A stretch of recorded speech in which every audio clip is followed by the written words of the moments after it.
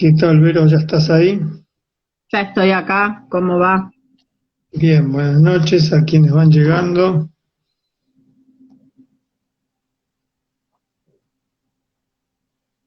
Esperamos unos minutos y comenzamos. Dale. Para los que van y las que van llegando, eh, comento que esta vez vamos a hacer el vivo sin imagen. Estamos con las cámaras para arriba, yo he tapado la cámara. La idea de hacer el vivo, buenas noches a quienes van llegando. La idea de hacer el vivo sin imagen es una idea que empezamos a poner en práctica el cuatrimestre pasado y bueno, ya hemos hablado mucho sobre por qué. eh, bueno, vamos a repetir. No vamos a demorar en contar las razones.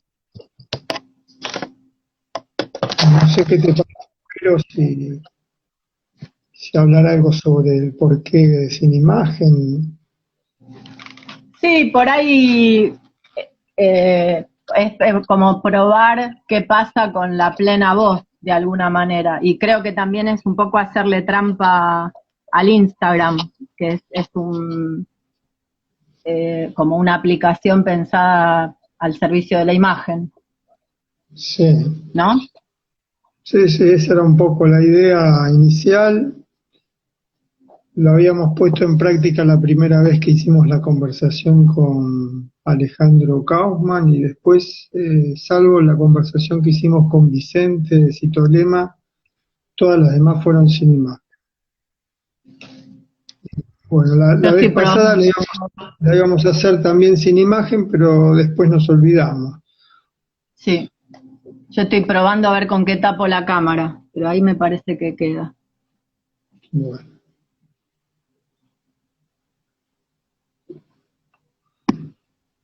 Hoy hay un par de cumpleaños. Vi que así alguien que y alguien que sigue la página, un Flor le dijo como que era una linda noche de su cumpleaños para estar en el vivo, y cumple un año Tao, el hijito de Dali, así que es como un acontecimiento.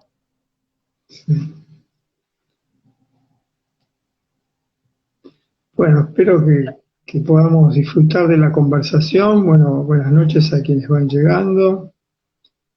Avisamos recién que vamos a hacerlo sin imágenes.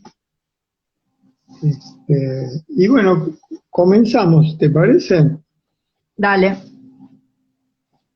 Eh, la idea hoy era retomar un poco lo que habíamos empezado a conversar y retomando un poco la presentación que hicimos del texto de Josefina Ludmer y algunos comentarios que fuimos haciendo sobre ese texto. Yo preparé, Vero, como te decía, una presentación que se va a llamar El juguete rabioso Sí. y que tiene una introducción alrededor de la idea de juguete rabioso y del pensamiento, pero después trata de plantear 9 cuestiones sobre el decir y el saber. La vez pasada planteábamos el saber, el decir y la negación, el no. Sí. Me parecía que da lugar a poder pensar también otras composiciones entre el decir y el saber. Uh-huh. Y entonces, bueno, una sería la del decir que desea saber vivir, las menciono. Dale. El decir que pretende pensar fuera del monólogo, un decir fuera del monólogo, el decir que quiere saber el desvío, la relación entre decir, saber y desvío, la relación entre decir, saber y soledades. Sí.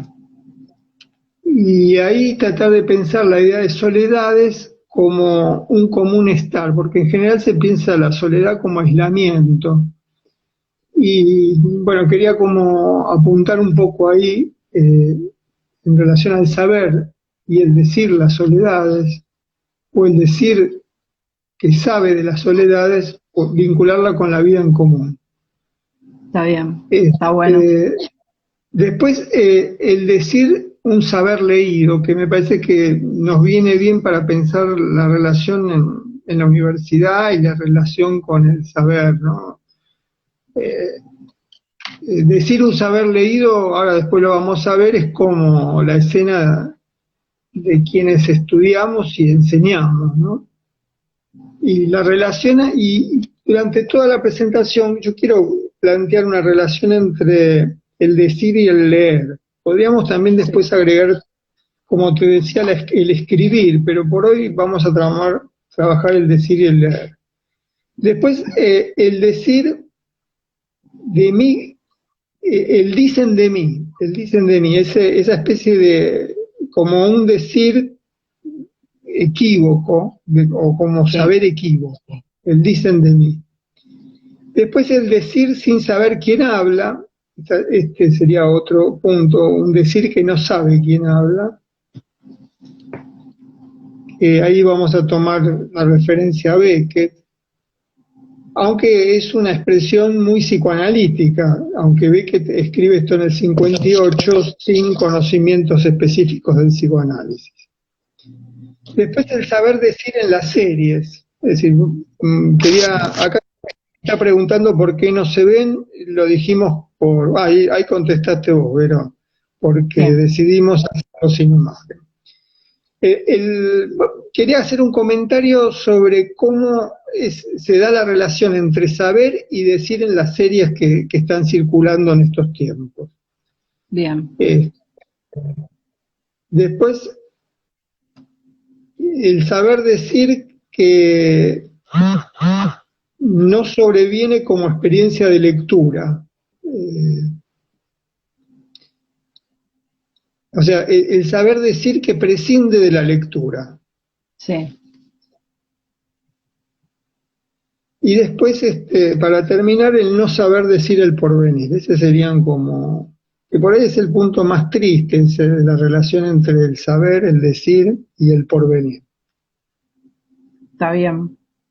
¿Se escucha bien? Bárbaro. Porque acá no escucha nada y tal vez es su conexión. Puede ser, yo escucho bárbaro. Si alguien de quienes nos están escuchando percibe problemas, avísennos. Bueno, en relación al juguete rabioso es el título de una novela de Art, una hermosa novela de Art, que es también una novela de iniciación en la lectura.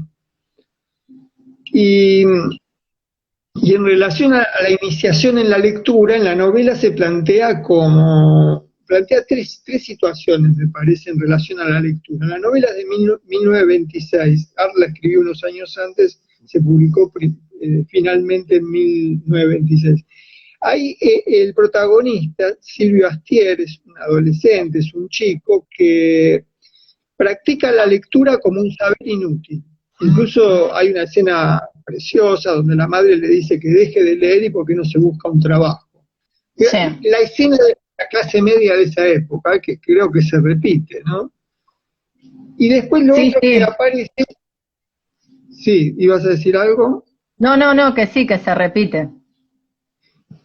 Y hay otra experiencia ahí en la práctica de la lectura, que es el deseo voraz de leer que tiene el protagonista, que tiene relación con el robo, porque literalmente roba libros, y hay una relación entre el saber y el robar que después vamos a tratar de pensar. Es decir, de hecho, hay constantemente en los ejercicios de lectura, en los textos que queremos, una práctica que se podría llamar del robo amoroso, del robo apasionado, en el sentido de que en el saber, es una paradoja, porque hablamos de robo como si alguien tuviera la propiedad, pero al mismo tiempo tenemos que decir que en relación al saber no hay propiedad. y es uno de los pocos lugares, ¿no? Es decir, casi el único, la relación de no propiedad con la lengua y con el saber. Y lo último, el otro componente del juguete rabioso, me parece que es la elección de lo que se podría llamar el saber decir una vida puerca. Sí. Lo de vida puerca lo tomo porque te acordás que Art, antes de ponerle ese título tan enigmático a la novela que es El juguete rabioso, tenía previsto ponerle una vida puerca, Sí, una sí. vida sucia, este, una vida... No, me distraje porque alguien pregunta por la propiedad intelectual. Sí, Ujú. hay un mercado de la... Vos contestaste eso, ¿no? El Sí. mercado. Hay un mercado de la propiedad intelectual, hay una... Pero digamos, la propiedad intelectual habría que pensar si puede alcanzar a lo que estamos llamando el saber. Porque vos podés registrar una novela, un cuento, un ensayo, un invento y tratar de defender la propiedad intelectual de eso. Pero el saber vivir no se puede patentar. Eso es una cosa extraordinaria. El saber hablar, el lenguaje nadie puede patentar el uso de una palabra como propiedad intelectual. Yo, por ejemplo, la palabra demasía es una palabra que uso hasta el cansancio, pero si me presento a patentarla como una palabra de uso personal, es un absurdo, es una palabra que pertenece a la comunidad hablante. Bueno, decía entonces la idea De la, de juguete rabioso como una idea enigmática, pero ahí quisiera ahora pensar dos cosas sobre la idea de juguete y la idea de rabioso. sí. Eh, bueno, primero la idea de juego tiene que ver con el tema con la experiencia, con la práctica de una común alegría. Me parece que para esta asignatura el juego es un lugar, no sé cómo llamarlo, de excelencia, de necesidad de referencia para pensar el común vivir. Y el juego le da al común vivir la idea de que es un vivir transido o transitado o atravesado por la alegría, por el placer, por el estar sin presiones. Parece que en el título está la idea de juego a través del objeto juguete, y también me pareció muy interesante decir y decirnos a nosotros que de la palabra juego deviene la palabra juglar. Y el juglar son los juglares, son personajes medievales europeos, artistas errantes que vagabundean o transitan la vida narrando historias. Vale Ujú. decir, ahí vuelve a aparecer antes de la imprenta, como antes de que se vuelva popular, plebeya, posible, la lectura a través de la invención de la imprenta, aunque van a tardar muchos años para que la lectura sea popular. Antes de eso, hay una experiencia que es el relato oral, como hay alguien dice un decidor, sí, puede ser un decidor, los juglares eran quienes decían, pero además interpretaban lo que decían, cantaban lo que decían, significaban lo que decían, danzaban, armaban coreografías ingeniosas, decían haciendo juegos y malabares, y decían en dos espacios básicamente, en las calles y las plazas y en los palacios. Pero básicamente es esa experiencia de la oralidad, del tiempo de la oralidad. Y me parece que ahí hay una cosa que tenemos que pensar, ¿no? Esos pasajes de los tiempos de la oralidad popular, juglaresca, y habría que localizarlos en el campo, en América Latina, esos espacios del decir popular, del decir en las calles, del decir en las plazas, como un dominio de la oralidad tal vez perdido, ¿no? Tal vez una clase tiene algo, o pretende tener algo de la experiencia oral, y más ahora que la estamos haciendo sin imágenes. Hay una experiencia que llegó hasta principios del siglo XX, muy conocida en España y en muchos lugares de América Latina, que se llaman las coplas del ciego. Y es una práctica que realizan mendigos, vagabundos, que no pueden ver, y que van de pueblo en pueblo cantando, es decir, contando de forma cantada, con versos que riman y que tienen una musicalidad, sucesos truculentos e insólitos que pasan en la vida cotidiana. Esa experiencia me parece muy interesante, ¿no? Como incluso qué llamativa, ¿no? Que el relato es como en las tragedias griegas, ¿no? El que relata lo que no vio, ¿no? El que no ve es aquel que puede relatar lo que pasa.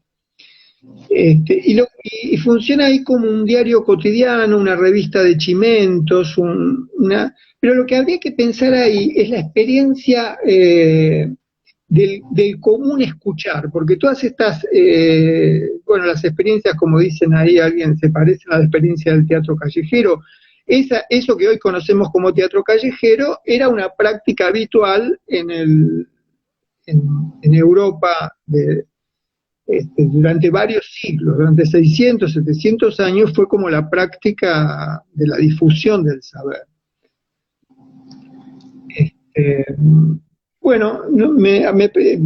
Hubo algo que no terminé, no me acuerdo porque me distraje por la pregunta. El teatro ciego es otra cosa, hay muchas preguntas, no, el teatro ciego es otra cosa.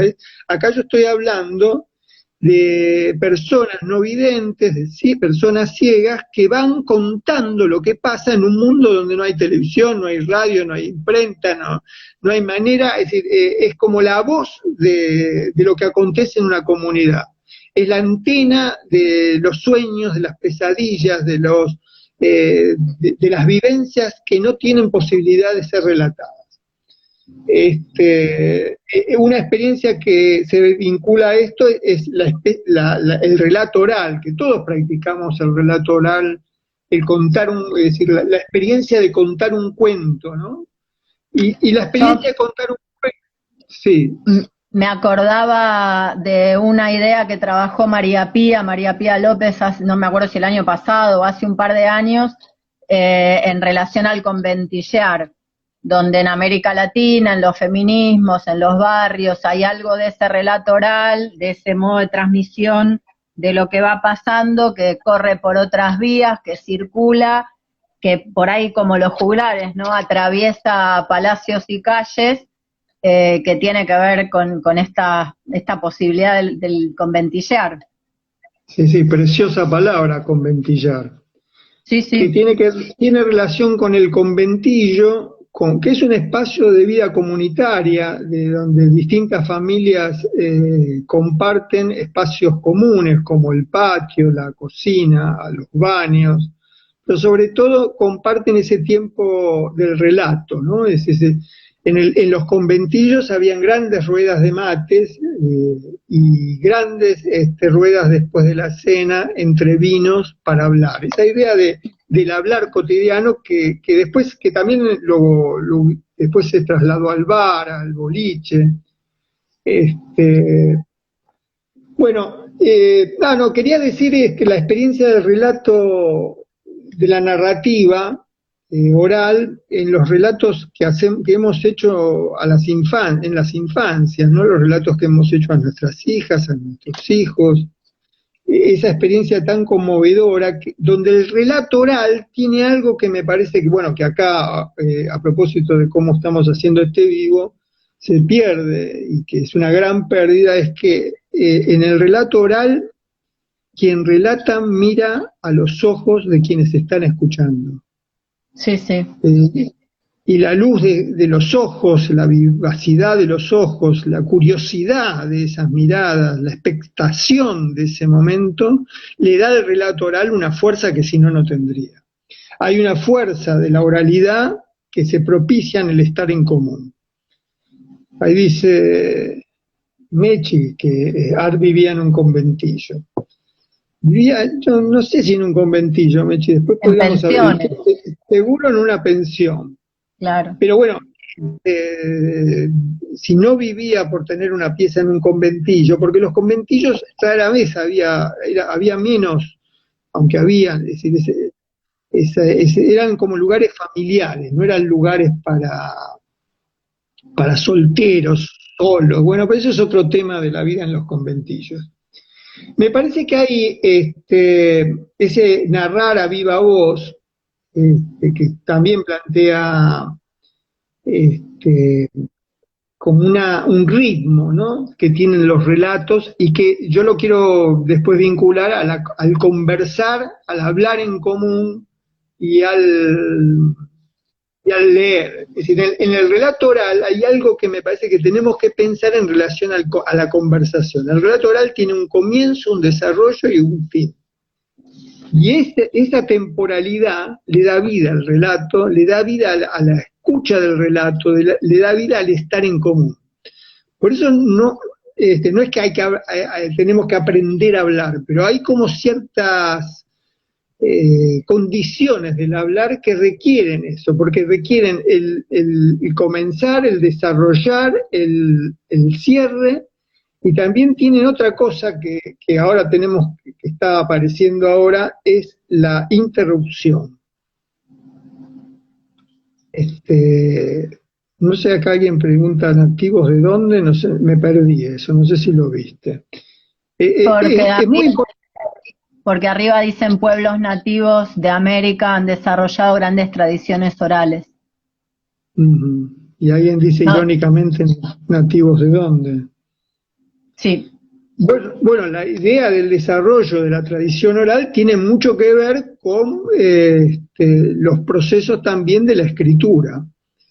Es decir, en tanto no hay desarrollos de las escrituras, no hay desarrollos de la técnica de la imprenta, el relato oral es la vida es la vida de lo común. La vida de lo común es un relato oral. Sí. A viva voz, a vivo cuerpo, a viva mirada, es decir, a viva acción. Bueno, por un lado, la idea de juguete quería como vincularla también a la no sé, que alguien recomienda la lectura de Umberto Giannini, que no conozco el texto. ¿Vos lo conocés? No. Después no lo conozco. lo voy a anotar para averiguar. Dale. Salvo que Umberto Giannini, es el pedagogo italiano que trabaja sobre la enseñanza de la literatura oral en las escuelas de hace muchos años. No me acuerdo. Bueno, después el otro tema que quería tomar era el de la rabia. Juguete rabioso es un título impresionante, ¿no? Sigue siendo un título maravilloso. Y ahí está la idea de la rabia. Se prestó Huiraldes, ¿no? No recuerdo. Ah, sí, tenés razón, alguna vez lo habíamos pensado eso. Sí. Huiraldes, haz cuenta que Huiraldes le sugiere ese título en lugar de La vida puerca. Sí. Qué buen Más recuerdo. políticamente. El que acá alguien escribe, no, yo pensé, me confundí con Gianni Rodari, sí, el que yo pensé es Gianni Rodari, a quien recomiendo también. Gianni Rodari me parece que es uno de los grandes pensadores sobre la oralidad en la literatura contemporánea. Acá alguien aclara que Humberto Giannini es un chileno, profesor de la Facultad de Filosofía de Chile. Sí. Bueno, esto que está pasando acá es la interferencia y la interrupción, que eso lo tenemos que pensar, ¿no? Cuando uno está exponiendo, se vive la interferencia o la interrupción como una molestia, como una incomodidad, como una perturbación. Quienes se dejan tocar por eso. Claro, quienes no se dejan tocar por la interferencia la viven como una malicia del público, del espectador, de quienes escuchan, ¿no? Pero la interferencia tiene esa potencia del desvío, ¿no? Del desvío y también de la interrupción de lo monológico. A mí me parece que eso lo tenemos que pensar, porque el estar en común, eso si fuera una clase, pero esto es una conversación después de clase, pero si fuera una clase yo diría, anotemos esto: el estar común es un estado interferencial, un estado acribillado por interferencias e interrupciones. Y aquí habrá que pensar el valor, la fuerza, o el estado, o el poder perturbador que tienen las interrupciones. Pero no, la vida en común supone una vida interferida. Pero también puede ser poder amplificador de las interrupciones. Sí, esa vida interferida puede ser incluso una gran salvación, un gran alivio, porque a veces, ahora después vamos a ver cuando veamos el salir del monólogo, el riesgo de lo monológico, eso puede ser asfixiante, es decir, sin la interferencia, sin lo interferencial, puede haber asfixia, y muchas veces lo hay, la asfixia de lo que vivimos como los síntomas y las aflicciones que padecemos, a veces no encuentran salida porque no encuentran desvío, no encuentran interferencia, no encuentran interrupción. Incluso se podría plantear que el psicoanálisis es una experiencia no solo transferencial, sino interferencial. No, yo no diría que hay interferencias positivas o interferencias negativas. No concluyamos tan rápidamente en clasificar la interferencia como buena o mala. Por ahora digamos que no hay vida en común sin interferencia, no hay vida en pareja sin la incomodidad interferencial. No hay clase sin interrupción. Sí, se trata de dejarse perturbar, dejarse afectar, sí, y también sumergirse en la afectación y también a veces tomar distancia, ¿no? Porque no siempre dejarse perturbar y dejarse afectar puede ser, porque si no parece ser que están los que se dejan afectar y los herméticos, amurallados y que no se dejan afectar, y que lo bueno es dejarse afectar. No, por eso siempre hablamos que el estar en común supone distancia y cercanía. ¿No? No una cosa sin la otra, es decir, la necesidad de la oscilación. Bueno, quería decir que el libro de Art también incluye el problema de la rabia, que como recordamos, la rabia, que puede traducirse como ira, enojo, furia, es una enfermedad que producen algunos animales y que se transmite, y volvemos al presente del COVID, que también es una enfermedad, es un virus que se produce en los animales. De esto hablamos mucho el primer cuatrimestre, cuando hablábamos de la zoonosis. Sí. Y se transmite por mordedura o simplemente inoculando virus a través de la saliva o las babas. Vale decir que ahí en el juguete rabioso se plantea algo que me parecía muy interesante, que era la lectura como enfermedad, la lectura como una enfermedad contagiosa, la lectura como mordedura. Es decir, una vez que te muerde, ¿no?, la pasión por leer, ya no hay vacuna antirrábica, ¿no? Es decir, no hay salida. Y bueno, conocemos, es decir, está la locura de la lectura, ¿no?, la obsesión por la lectura,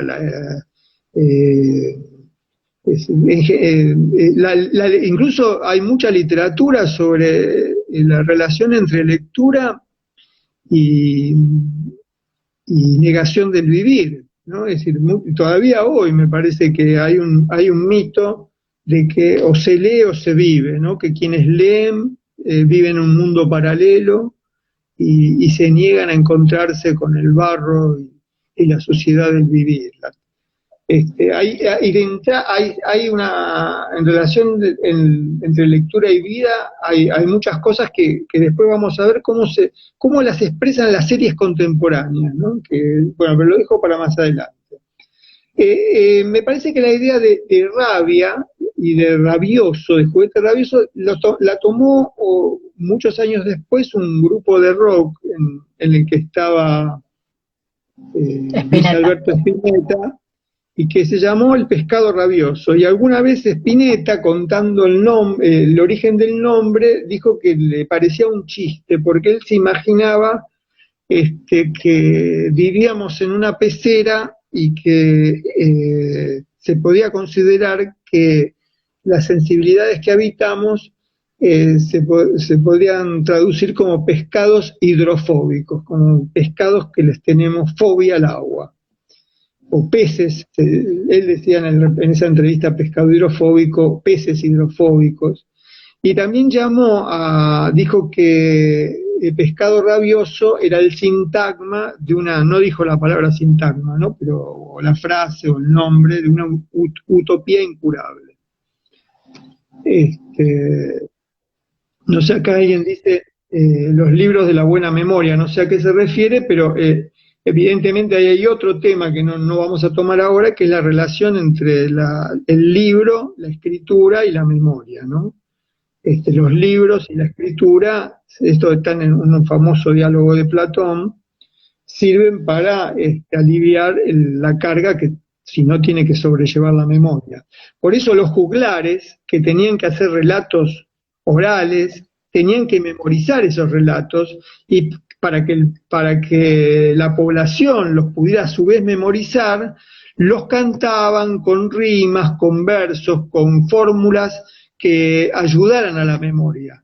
Vale decir que el canto, los trovadores, la poética de los trovadores y muchos de los versos que se usan en la infancia tienen rima y música para que puedan ser memorizados, ¿no? Porque son oralidades sin escritura. Bueno, la vez pasada hablamos del saber decir no. A mí me gustaría como retomar algo que está en uno de los tweets de esta semana, que me quedó como resto de la conversación de la semana pasada. Yo no sé si lo identificaste como resto, pero que en ocasiones no sabemos decir lo que nos pasa. Sí. Nos están acribillando con las interferencias. Alguien está recordando Fahrenheit 451. Estas cosas no pueden pasar en una clase, porque si en una clase todos dijeran todo lo que se les pasa por la cabeza, no podríamos avanzar, porque es aturdidor. Pero al mismo tiempo, cada una de estas simultaneidad. ¿Cómo? La fuerza de la simultaneidad. Sí, es maravilloso. Igual, a mi gusto, un teórico y una clase en una facultad no muestran esa fuerza, pero un aula de una escuela secundaria puede mostrarla.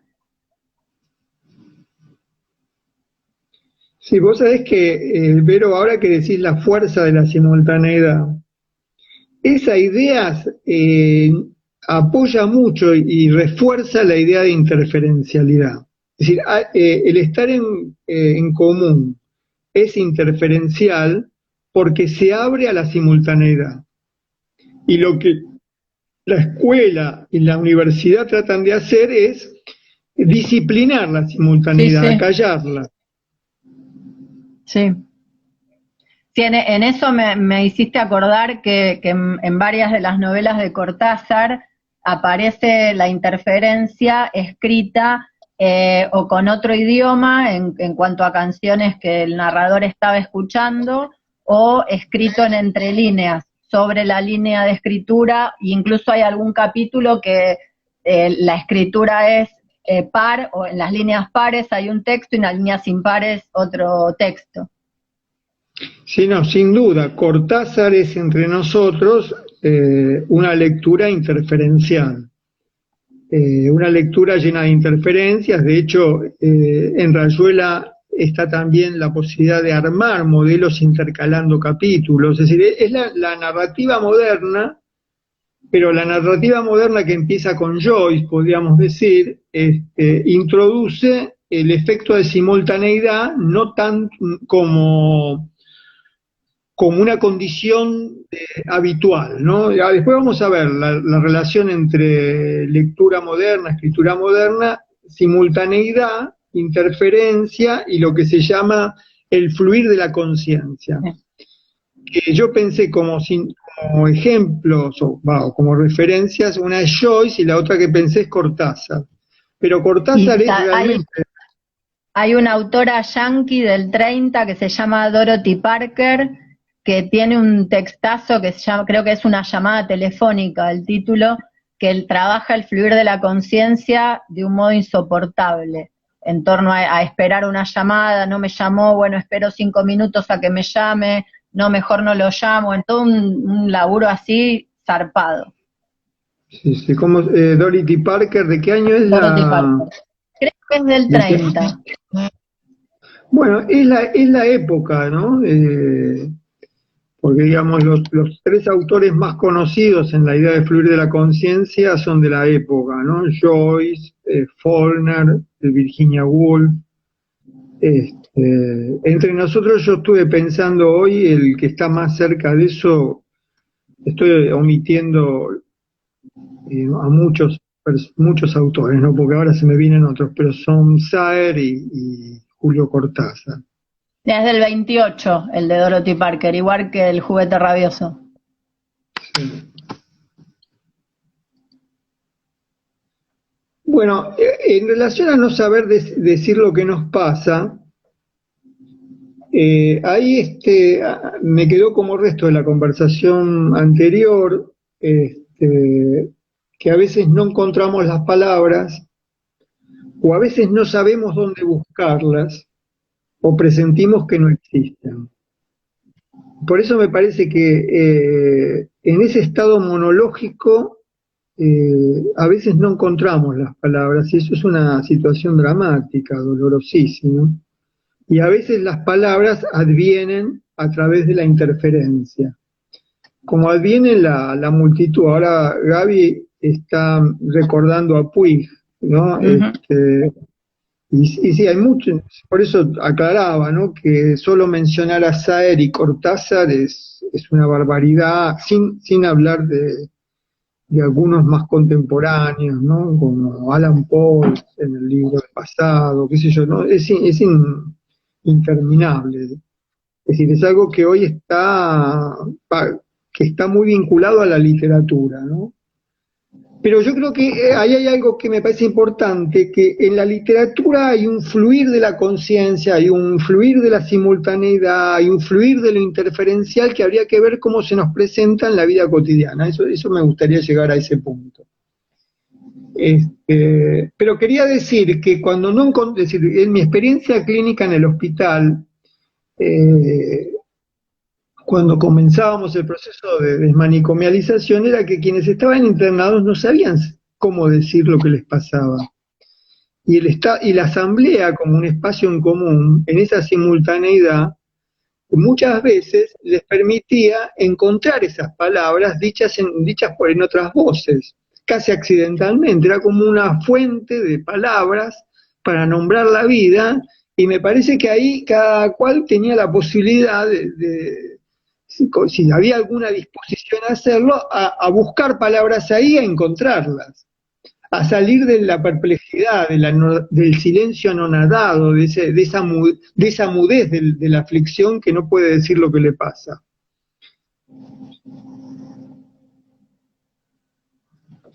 Bueno, aquí quisiera introducir ya el decir que desea saber vivir.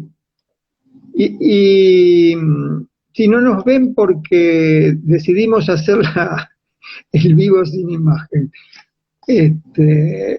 Decir que se un decir que desea saber vivir, o que podría traducirse también como ese decir para saberse. Como también hay un leer para saberse, eso me parece muy importante y que a veces es algo perdido y que ya no se ve en las series. Ahora cuando veamos el tema de las series y las lecturas, nadie lee en las series para saberse. Es decir, si no hablo de los libros de autoayuda, ¿no? Que serían libros para no saberse, sino para evitar saberse y saber, y en lugar de eso tener codificado qué se debe hacer sin pensar, porque alguien lo pensó por otro, ¿no?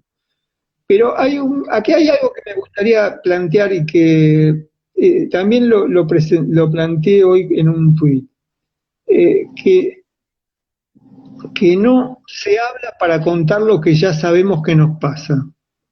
Es decir, no se habla para contar algo que ya sabemos que nos pasa, no contamos lo que ya creemos saber de antemano, sino que cuando improvisamos o nos soltamos la lengua, cuando nos ponemos a hablar y a contar lo que nos está pasando, ahí escuchamos por primera vez aquello que creíamos saber.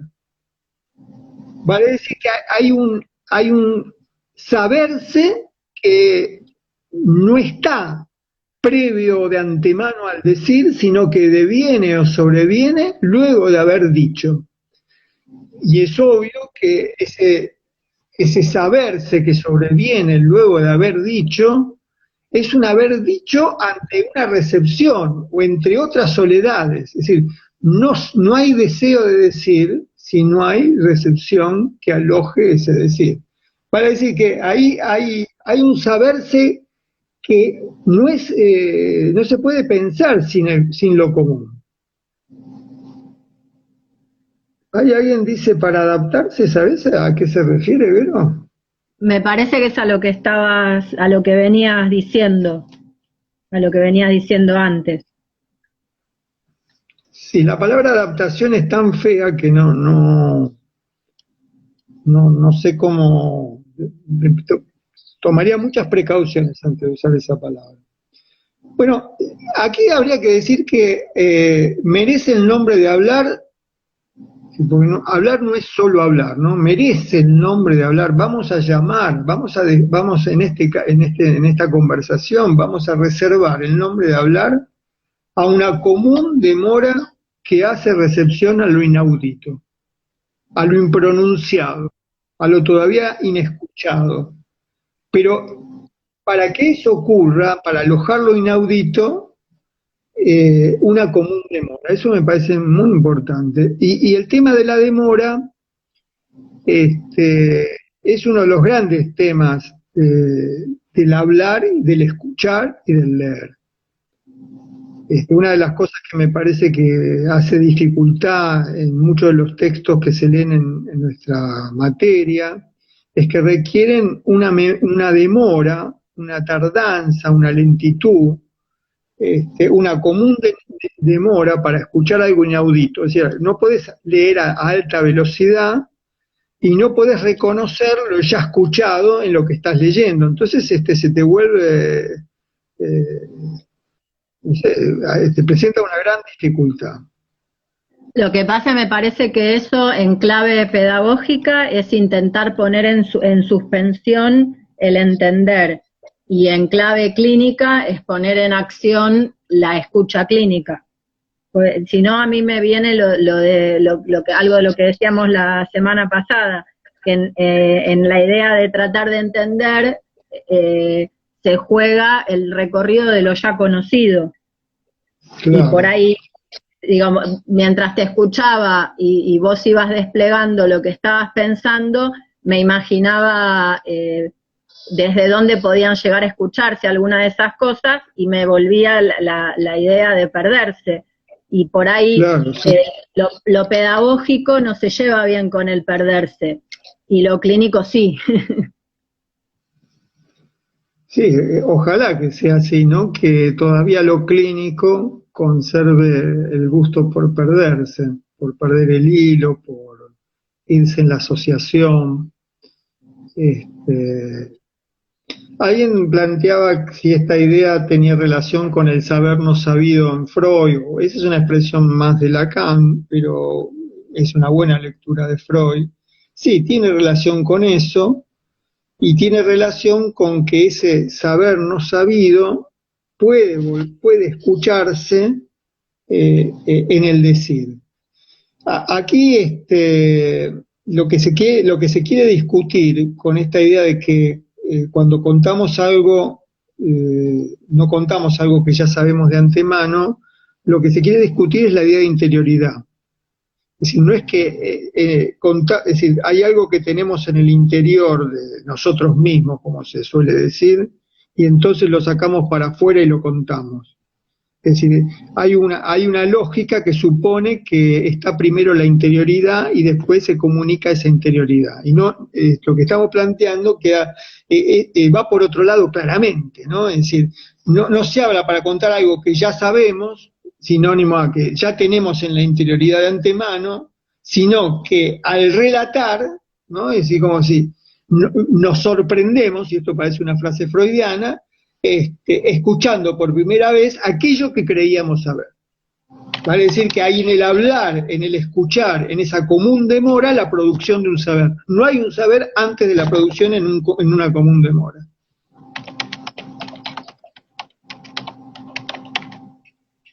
Bueno, alguien está planteando a una autora argentina que es muy importante, que es Laura de Betach, que fue una precursora de un tipo de literatura infantil, no porque ella pretendiera de entrada escribir para las infancias, pero una gran escritora que pudo escribir también para las infancias y que tuvo sus libros prohibidos en la dictadura, fue perseguida en los años de dictadura por esos libros que no tenían una pretensión ideológica, pero tenían tal vez esto, ¿no? De construir un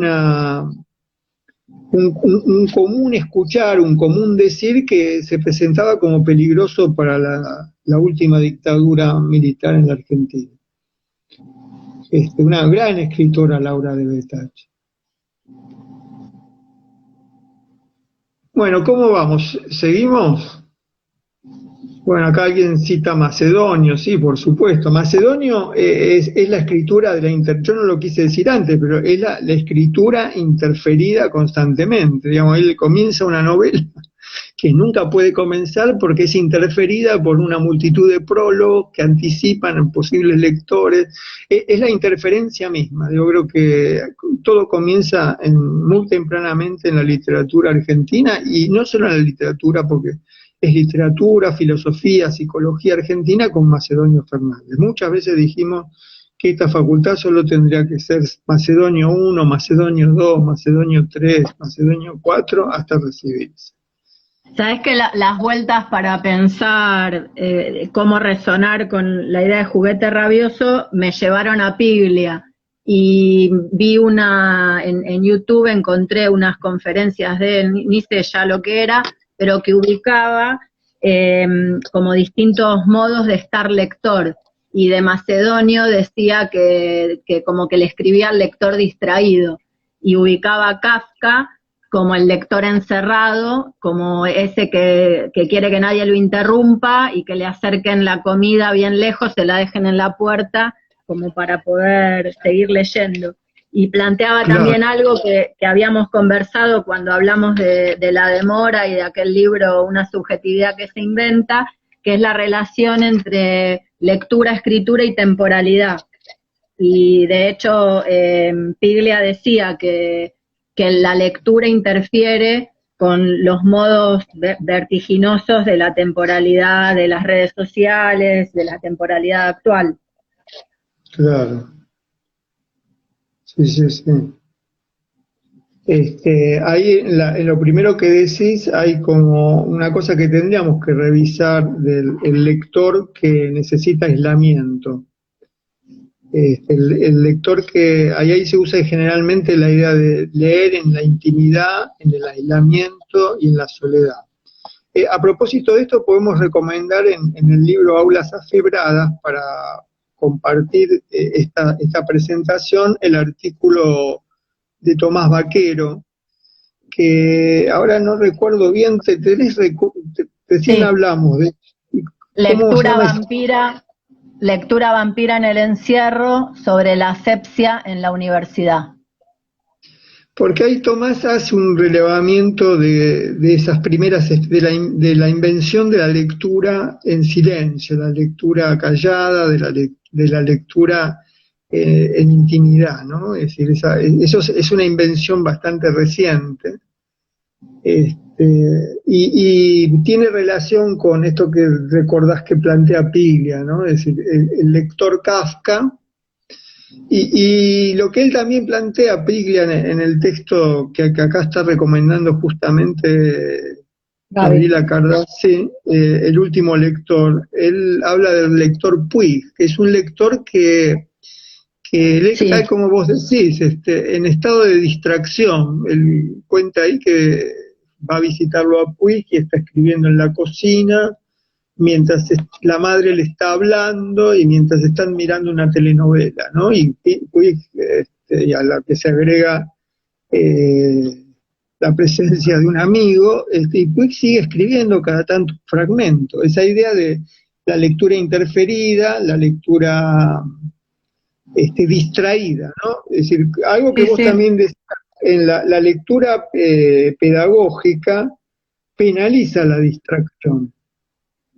El desvío, el irse por las ramas, la desconcentración. De hecho, a la distracción o a la desconcentración se le ha transformado en cuadros clínicos, incluso se las medica. Mientras que el psicoanálisis es la experiencia que pondera, como vos bien decías, la distracción, la asociación, el desvío. El punto que venía ahora es el decir para pensar fuera del monólogo. O sea que vamos avanzando a otro modo del decir. Aquí me parece muy importante, es decir, si buscamos en el diccionario monólogo, va a aparecer la idea de que es el personaje que habla solo, es la voz interior, el monólogo interior, o que es una práctica de la introyección. Esos lugares están muy estereotipados, ¿no? El monólogo como voz interior, como hablar solo, como introyección. Es decir, fíjense, está la idea de la interioridad todo el tiempo. A mí me parece que eso que se llama monólogo, me prefiero decir que trata de prescindir de las interferencias ajenas, o las incorpora en forma controlada. ¿Qué es lo que pasaría aquí? Si prescindimos de las interferencias o las tratamos de controlar, ¿no? Es decir, prescindir sería no leer el chat, es decir, silenciar el chat. No sé si hay una función acá para silenciarlo, tal vez no me fijé. Sí, hay pero una función.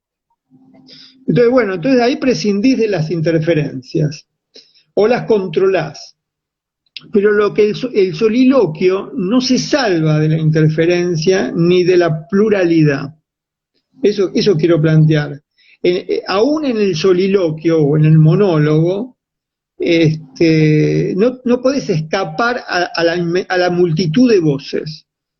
Es decir, en un monólogo hay multitud de voces, y eso se ve si leemos el final del Ulises de Joyce, ese monólogo en semivigilia de Molly Bloom, la esposa de Bloom, que está en la cama y asistimos a un montón de pensamientos que tienen incluso inconexos. Es decir, Joyce conecta lo inconexo. Es la asociación de ideas vertiginosas. Si alguien quiere saber qué es la asociación libre, hay que leer eso. Pero durante la novela no solamente se percibe el vértigo de la pluralidad en ese fluir del pensamiento de un personaje, sino que mientras que están hablando los personajes, Joyce interrumpe el relato incrustando o invadiendo la conversación de asociaciones que van teniendo los que están hablando. Eso es maravilloso, ¿no? Es decir,